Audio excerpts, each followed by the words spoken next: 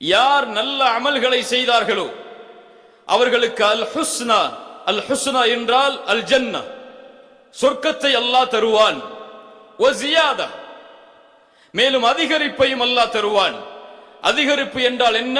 அலி இப்னு அபி தாலிப் ரலியல்லாஹு அன்ஹு, அனஸ் இப்னு மாலிக் ரலியல்லாஹு அன்ஹு அவர்கள் விளக்கம் சொன்னார்கள். அதிகரிப்பு என்றால் அல்லாஹுவை நாளை மறுமையில் பார்ப்பது.